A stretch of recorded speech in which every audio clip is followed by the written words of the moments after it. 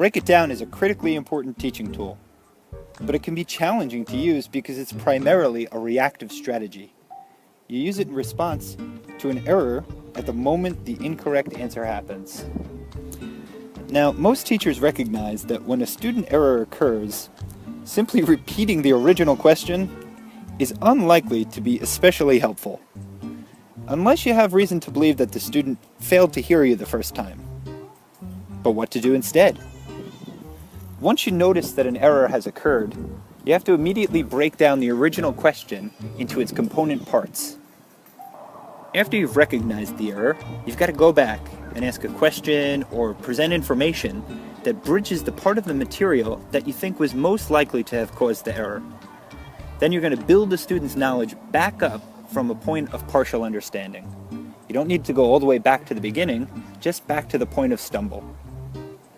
When you successfully break it down, you're isolating the problem part within the larger error and helping the student use previous knowledge to arrive at a successful solution without you having to provide it.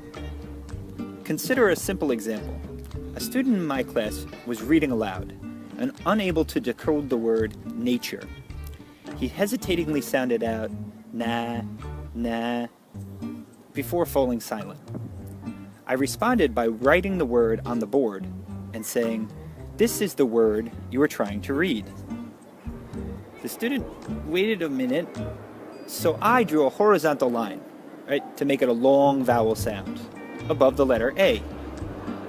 I could see him pausing again to see if he recognized the meaning, and he didn't.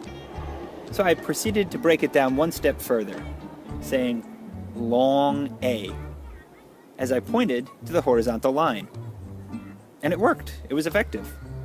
With the new information on the problem spot, the vowel sound, my student was able to combine the new knowledge with the old knowledge and properly pronounce the word. It would have been easier for me to just say the word nature. The word you're trying to read is nature. But I want to isolate the problem and figure out why he's unable to read the word. If I would have just given him the word, it would have required little or no cognitive work on his part and would have emphasized his failure rather than the possible success later on. I only needed to return a few steps back to his previous base knowledge. This way, I was able to direct him to the solution instead of holding him and walking hand in hand.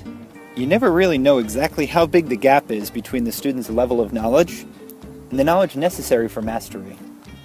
This is why it's so important to give as many opportunities as possible for students to attempt cognitive